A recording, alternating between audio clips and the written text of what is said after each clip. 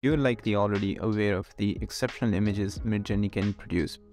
But in this video, I will guide you on enhancing your creations even further. The exciting part is, all it takes is the addition of a few keywords to your prompt. By simply integrating various photography styles, you can set your work apart from others. In this video, we will delve into styles that will elevate your Midjourney photography skills to professional levels. So, without further ado, let's dive in. The first prompt structure that we are going to be looking at is to put one subject as another subject. So, for example, bear as a soldier. So here is how it turned out. Then I tried it another one, that's Panda as a space commander. And you can actually even play around with actual characters. For example, if you wanted Tom Cruise as an Iron Man, so this is how a Midjourney thing it's going to look like. The next prompt structure that we're going to be looking at is you have a subject and then made out of whatever material you want. So here is one example. In this case, the prompt was Eiffel Tower made out of colorful strings. And if you click on it, you can see the details. So it simply used colorful strings to create replicas of Eiffel Tower, and it looks pretty neat.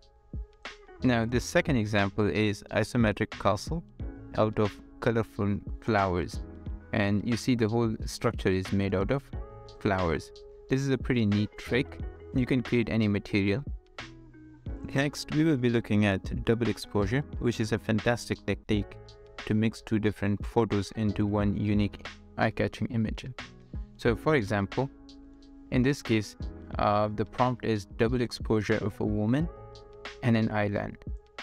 And as you can see, in all of these images, in both island and the woman is mixed in with different level of exposures. Here is another example. This one is a pirate and the ocean. Now you can do it in two different ways. First is, let's say you write out the prompt as double exposure of a woman and an island, or you can use the plus sign, so that's pirate plus double ocean and then followed by double exposure. The next one is Knolling, which is one of my favorites. It's an amazing art form that involves taking various items and arranging them in a neat 90-degree formation. So for example, here's a knolling of a solar system, then a knolling of landscape. You see that all the landscape items are arranged at 90-degree formation, and here is a knolling of fire department. Another pretty neat technique is to add 16-bit pixel art or 8-bit pixel art with your prompt.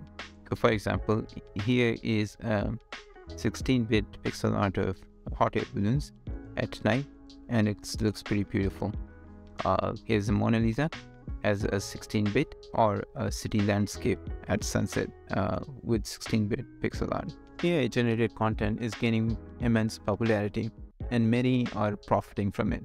You too can capitalize on this trend thanks to our sponsor, Wirestock. So Wirestock is a user-friendly platform that enables you to monetize your digital content effortlessly.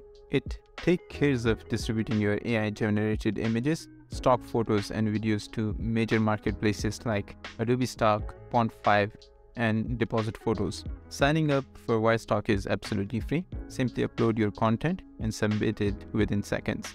Wirestock will manage all the tedious tasks such as keywording and captions, allowing you to concentrate on producing more incredible content and boosting your revenue. Now, there are a couple of things you need to be aware of. So when submitting AI-generated content, remember to include AI generated in the additional information field. Now, you will also want to upscale your images before uploading, because they accept only the best quality images. You will receive a complimentary portfolio to sell your digital content or even printed material. While Wirestock is free, a premium upgrade unlocks additional features such as faster submission reviews and increased submission limits. This is an option worth considering for those aiming to maximize their Wirestock experience. Premium users can also participate in photo challenges and win cash prizes. If you decide to upgrade to a premium membership, use my code PROMPT to receive 20% discount. Get started on Wirestock today and unlock your content's potential. Another great way to distinguish your creations from others is to use isometric art style in your images. It's a beautiful and unique way to represent 2D images or figures in a 3D perspective. So for example, this one is an isometric submarine. Now here's another one with a more detailed prompt. So isometric art of a cup of coffee with creativity and ideas flowing. So you see there are some really nice and neat structures added to the image. And here is an isometric futuristic city. So it's a great little tool that you can use as a part of your prompt to give it extra creativity. One of my other favorite is to add backlight to different subjects in the images. So for example, here we have pandas, there's backlight, bicycle with backlight, and this one is a more detailed descriptive prompt. So in this case, it's luminous backlit glowing forest mushrooms, neon lights around the mushroom, faded hyper detail. And you see the backlight adds a lot of dramatic effects to this. You can also create cutaway diagrams of different subjects that you want. So a cutaway diagram is simply peeling layers away from 3D objects to illustrate and explain what's inside. Alright, so you can use Midjourney, and it's very simple to do. So for example, you have the subject, and then you simply write a cutaway diagram. For example, in this case, we have the Death Star cutaway diagram, and then it will add some infographics to it as well. You can also create different lens effects with Midjourney, and it's pretty easy to do. So for example, in this case, we are creating the tilt shift effect. So the normal tilt shift lens lets you change its position relative to the camera's image sensor by tilting or shifting, and you can create some really dramatic effects. So let's say in this case, for the first one is beach hut, tilt shift, and it creates a tilt shift effect for the beach hut. Here is a concert in Times Square, or we have a normal concert. Another great camera lens effect that you can add is called macro. So the macro lens lets you take detailed close-up shots of the things or subject. So for example, here's a macro shot of a leaf, and you can see all the details of the leaves, and even there are some water droplets as well. Here's another one of a bee. It's an extremely detailed and close-up shot, and here is one of a coin. Right, so in terms of the prompt, I'm just adding the keyword macro with it. Now there you can take this a step further, and you can use the keyword super macro, so that will take it even closer compared to what you had before. Now in terms of lens effects, here's another one that you can add. So this is a fisheye lens. For example, a clown fisheye lens, or we have a fish fisheye lens. I think here's another example of a fighter jet fisheye lens. So just adding the keyword fisheye lens will actually add a fisheye lens effect to your images. Now you can use Midjourney to create coloring pages, and it's very simple to do. As probably you guessed, you simply need to add the keyword coloring pages. So for example, spaceship coloring pages, or here's a village hut coloring pages, or a Batman coloring pages.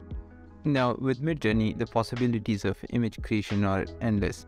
For example, if you want to have exaggerated and funny features of the images, you can use the keyword caricature. So for example, here is a caricature of a monster, a ninja.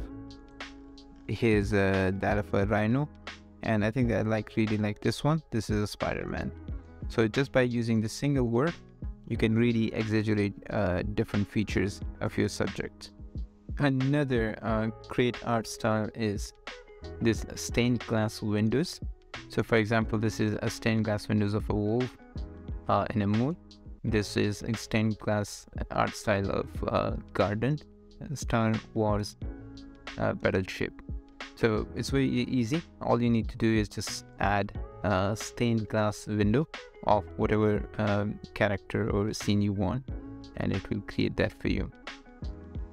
Now you can also use Midjourney to create 3D icon sets. So for example, this icon set was created with a very simple prompt. So here's the prompt: colorful 3D icon set of food beverage industry, 3D rendering white background, isometric, So you probably have already seen the isometric art style and translucent, and then Blender depth for rendering, right? And you can create really highly detailed icon sets using a very simple prompt. So for the rest of the video, we're going to be quickly looking at some of amazing different styles that are available. So for example, Celestial is one that you can use to give your images a more of astronomical vibe. So this one is a celestial map of the solar system, and here is the celestial map of paradise, which looks pretty neat. Next, I want to show you how you can create these see-through objects, molten items keyword.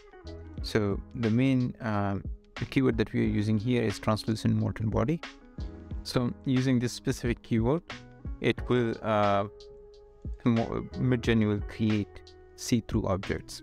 Another important style that you probably want to look at is anthropomorphism. So basically, you want to attribute human characteristics or behavior to gods, animals, or objects. So for example, in this case, we are creating a panda with anthropomorphism. The prompt that we're using is this, so panda anthropomorphism, wizard Chinese ink style, amazing epic ancient theme, right? And I created a very similar image just by replacing panda with a fox, right? And these looks pretty amazing. So if you look at this, they are basically like human-like, the way they are standing and acting. And this is one of the styles that you might have seen in a lot of images, and it is very easy to achieve. Alright, so the final style that we're going to be looking at is this outline neon glass icon style. So you can actually create outlines of different icons with neon glass. So and for this specific case, the prompt that we're using is basically outline icon of medical forested glass icon set, colorful UI design, right? I hope you liked the video. If there are any questions, please put them in the comment section below. As always, thanks for watching. See you in the next one.